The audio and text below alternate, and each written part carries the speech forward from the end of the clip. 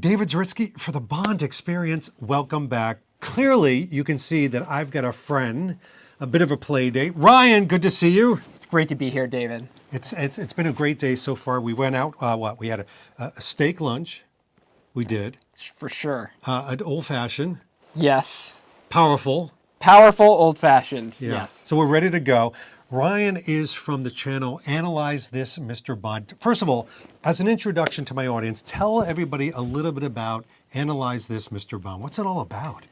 Well, thank you, David. Analyze This, Mr. Bond was my channel that I started about a little bit over a year ago, focusing on digging deep into kind of like the thematic and subtextual underpinnings of the Bond movies, understanding how they work, how they fit together, starting with the Craig era and working backwards. We're up to the Connery era now, and it's been a lot of fun so far. So I'm delighted to be here with David. He's been an inspiration for me all this time. So Aw. okay. I didn't have to pay him $5. Usually it's like a $5 bill to get that through. But I will say that I am sort of playing the harp of your love of sartorial Bond and clothing. And that's kind of at your deep passion, wouldn't you say? I would say that's my day-to-day passion for Bond is the sartorial aspects of Bond, the lifestyle aspects of Bond.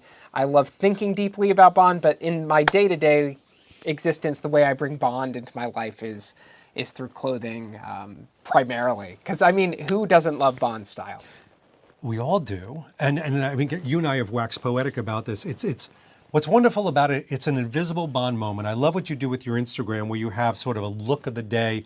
And today, one of the things that I have asked Ryan to do is to come over to my playpen and talk to us about how do we sort of talk about Bond and get that Bond essence as we transition from the summertime and the heat and the sweltering nature of humidity to that kind of cooler temperature and chill of the autumn or fall, depending on where you are geographically. But we're going to break this down into some basic things. And by the way, I asked Ryan to dress for the occasion, and you did. Talk to us about the style that you wore today. So I started thinking about Bond, and I started thinking about autumn and Bond in I went to the Craig era, because the Craig era is the casual mix and match Bond era. By the way, look at our background that we chose.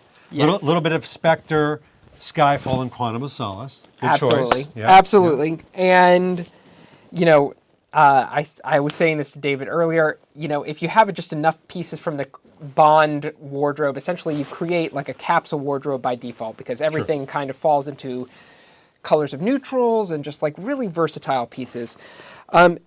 And so I was thinking what I would wear today, and what we have today is kind of like a weird No Time to Die mix and match with variation, which is, I was thinking about the Matera outfit where he wears corduroys. He was wearing a summertime corduroy, but if you are a normal person and you think corduroy, you think autumn. Absolutely. Yeah. So I went for a dark corduroy trouser with just some Clark's chukka boots here.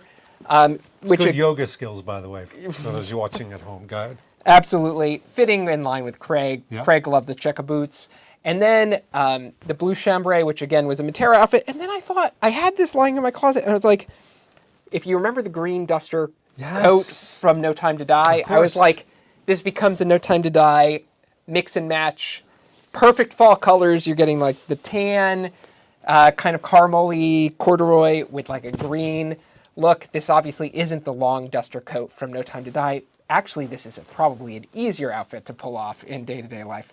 And just kind of like a green corduroy. And then you kind of get like a nice Craig era No Time to Die mix and match outfit. I love what you did here because, and by the way, we did not talk to each other before this. We didn't say like, what are you wearing and this and that and what's the style going to be? So I love that you chose different thematic moments from different movies, but you also talked about texture. You know, you talked about fabric, and we're going to be breaking those down because this is not, for many of you, the most simple things. I mean, I think for Ryan, for example, he's a professional. Don't try this at home, where he looks at these types of things and it's automatic. I'm a little bit like that too, but I decided to go in a very different direction because if I looked at your outfit right now, I would say that's definitely fall, autumn look. Whereas if you look at what I chose, you would say, David, you're stuck in summer. Aha! But let me beg difference because I am actually wearing a cashmere wool polo. And what a lot of people forget is today, for example, we were out. It is fall. It's officially fall and autumn here in the Northeast. Leaves are changing, and yet it's 74 degrees. So I'm not quite ready for the corduroy, so you can still wear polos. But a part of me in my psychology says, yeah, but you know something? It is still fall, and I want to embrace it. So what I'm going to do is think about the fabric and the colors. So I've gone with a midnight navy NPL top. By the way, we always talk about fit. Still a 42, 31-inch waist, and I'm wearing actually a size small in this NPL top. You can see the way it hits on the bicep, but more importantly, it is cashmere. It's not linen, it's not cotton, it's cashmere. So for me, it sort of gets into that whole frame of it's fall, it's wool. I'm slowly making the transition. Sure. You buying that? I am buying that wholeheartedly because honestly, this outfit is like more like a deep fall outfit. This coat is very warm. It's a thick corduroy, right? For dinner, I mean for lunch, I should say, when we were just out, I did not have the coat Take on. that off. Yeah, so the coat, again, fall is all about layering. I was having my sleeves rolled up, just a nice casual look, and this was fine. It's a humid day out there. Right. It's a hot day. In fall, just a chambray shirt, corduroy trousers in fall, any day. Absolutely. And by the way, you talk about chambray. So, I mean, we need to also embrace not just the style of what we're gravitating to, but also the colors of fall. Absolutely. And I think that Bond tends to gravitate to. Now, I will say this, and this is my mea culpa to everyone, including Ryan. Obviously, I went with this navy top, cashmere like I talked about, but I'm wearing stone-colored, almost white chinos. Sure. And the reason I did that is because I truly believe that the European, I call it the European culture or nature, says that it's okay to wear white and stone even after Labor Day and Memorial Day and all these things. But do you know the story of why people tend to wear white within a certain season? It's generally, as far as I understand the story, and I don't know what David's going to say here, there's nothing rehearsed about this video. No, nothing. Nothing rehearsed. Yeah. It was generally rich people just went out of town at that point. 100%. And so they kind of traded their whites for like out of town clothes, which were browns and heavier weight. Because of the wools. industrial soot and everything in the Exactly. cities. You wore blacks and grays and browns. Sure. Because you were being pummeled. This was the Industrial Revolution. You would be covered in soot. And then suddenly, if you were bougie enough to go out to the mountains and treating yourself to like Mohonk Mountain House and places like that, then you could wear your whites and you know what? You were clean and you were pure and all this. Now, if you were to go, like my friend here, who's going to Madrid, I'm going to be going to Austria. I was just in Italy not too long ago in France. Guess what? FYI, they wear white all year round. This has become an American thing to wear white certain parts of the year. This is not rehearsed. I'm honestly You about to say joined this. us, though. I am about to say this. All so right. instead of these pants, I have a lightweight white corduroy pants, and I almost wore those today. And again, yeah, the fall winter white is now a full established thing. We can abolish It's a thing. the no white Yes. after Kill Labor it. Day rule. For those of you that are saying like, oh, I can't. I mean, Luke Taggart, Bond's apartment, he wears winter white. He did videos on winter white. And by the way, we're standing right in front of Quantum of Solace, where guess what time of year that takes place? But because he's international, he's wearing chinos and white, etc. So what I'm saying is, do not be a slave of colors. And yet, I am going to dovetail and talk to you about something that Sure. he inspired me. And he doesn't even know this. I was going to break this to him here in my archive. The whole idea is very hot today and very Bond, I think, of the whole blue and brown. Blue and brown, blue and brown. And I've started to do that more. But talk to me about your impetus in doing that. So blue and brown, I don't think any colors work better together than blue-brown, especially a navy in particular. Chambray, this is a little bit lighter blue, but I think blue and brown, they're natural pairings.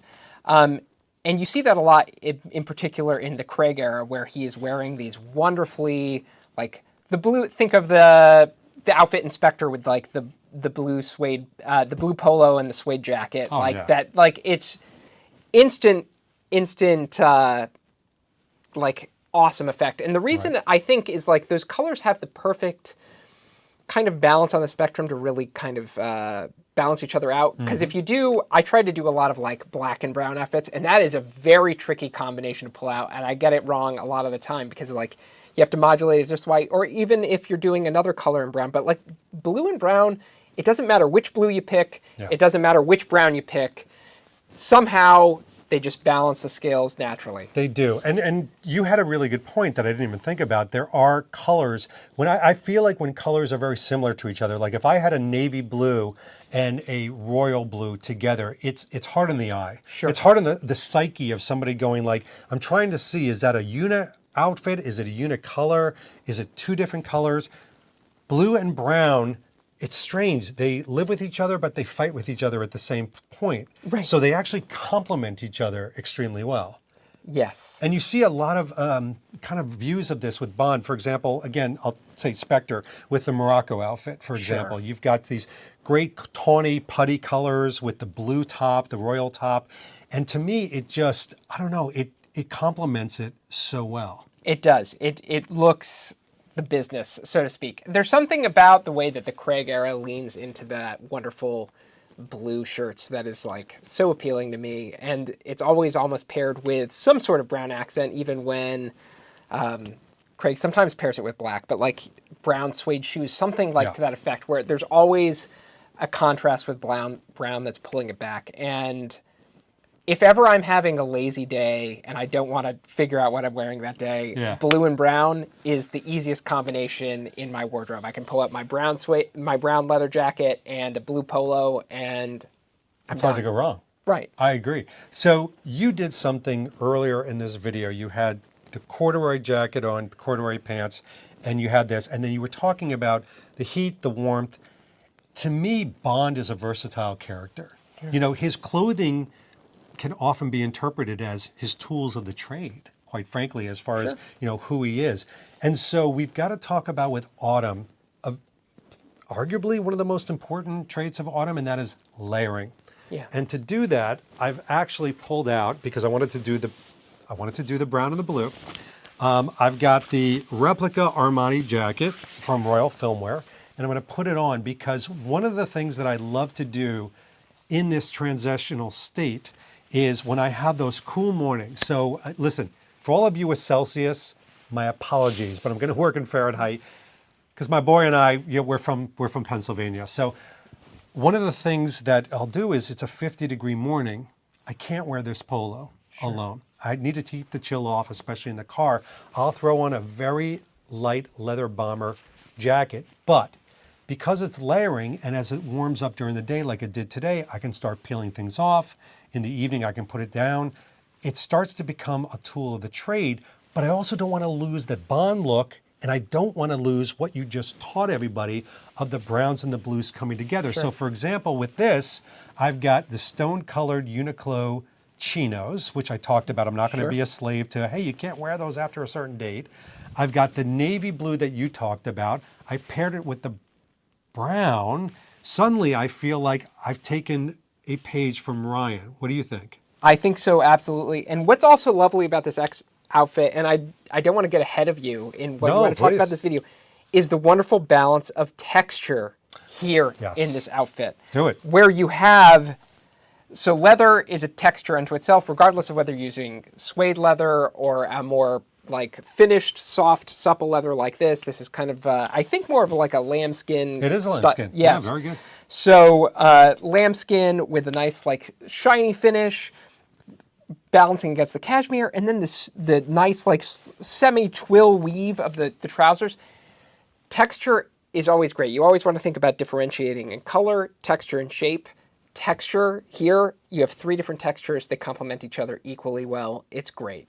By the way, he's too much of a gentleman to tell you he didn't mention the fact that I have steak sauce on my stone-colored Uniqlo's right now. Steak sauce. That means we had a good lunch, is what we meant. It was a good lunch. So talk to me about when you do layers, because again, if you go to his Instagram, analyze this, Mr. Bond, one of the things I love that you do is you really talk about what is the emotional connection, the weather connection, and the environmental connection of you wearing, for example, a cozy sweater.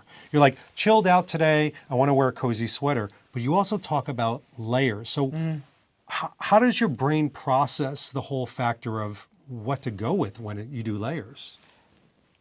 So that's an interesting question. The first thing I think about, and this actually ties back to this outfit a little bit in terms of how I was thinking about Bond outfits, is it's really a base. You really want to start with a good base for layering, and that's usually just what are you wearing as a shirt and what are you wearing as pants. So do you think, all right, so I hate to break this down like this, but they're doing a how-to in their heads.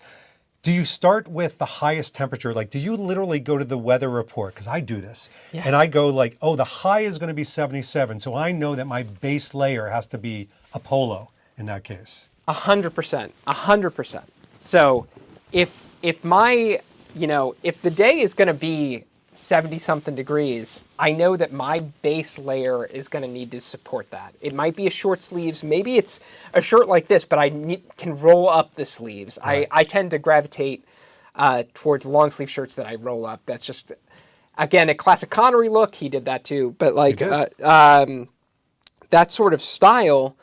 And then think about the layer, because generally the cooler times are the evening or the morning. So here, let me actually apply the layer here as I'm talking. But, so you could do this with a jacket. Right now I have a kind of odd corduroy jacket here, but I think it works equally well with corduroy, with cardigans. Bond made cardigans cool again, thanks to Casino Royale and Quantum Solace. Yes. The secret greatest achievement of the Daniel Craig era was making cardigans a fashionable item again for men to wear.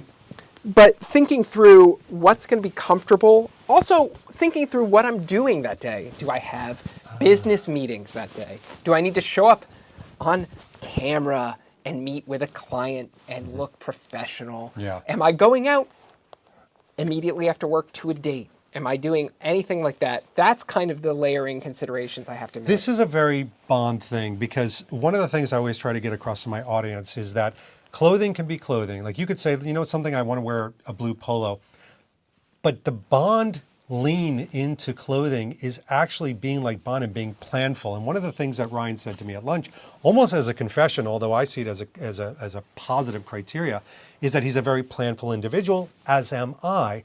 And so literally looking at the time management and the itinerary of the day to say, I'm going out on a date, I have a major presentation to the CEO, it's going to be 65 degrees, is all part of, I think, a Bond lean into knowing what's coming before you so you're not taken by surprise. Would you agree? I agree 100%. I mean, I think costume designers on the Bond movies think that way too, because you have Bond transitioning from, okay, Bond's in this action scene here, well, he's going to be in this quiet dialogue, intimate dialogue scene immediately after.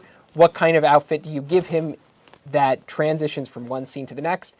It's actually a very pragmatic consideration. They are just applying real life considerations to the context of a fictional scenario. And I think the nice thing about Bond wardrobe is it's very tied to fundamental pieces, foundational pieces that are versatile.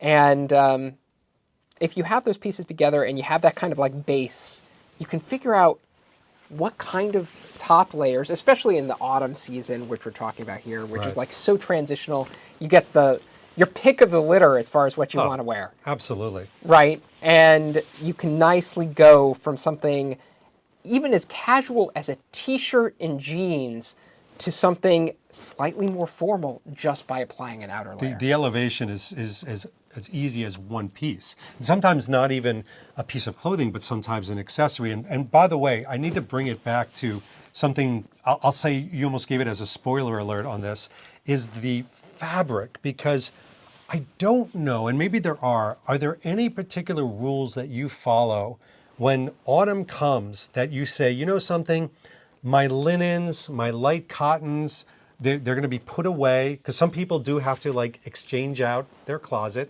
this guy. For example, right now, I felt compelled today, even though I wanted to wear a polo, to wear cashmere just from a mindset of, it's autumn, it's cashmere weather. Sure. Do you do that as well when it comes to cloth, fabric, and hand? I very much do, though in the autumn season, there's a little bit of a transitional period. I haven't put away all my like linen jackets and things like that because a day like today, where it's humid and hot outside, if I wasn't doing this video, I might have worn, for example, one of my linen jackets as a nice extra layer. But the question is really the weight of fabric, and it's about balance. So like you're balancing color, you're balancing shape according to your physique, and you're balancing texture. So today I'm doing kind of like a corduroy thing.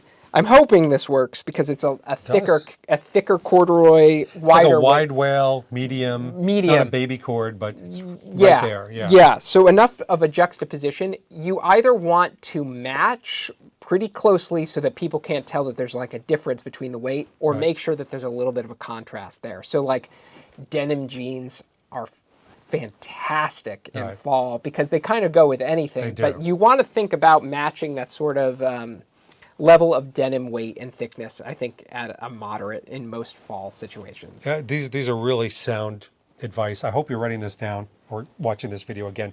By the way, here's how we're going to end this video, because we very purposely surrounded ourselves with different outfits from the film.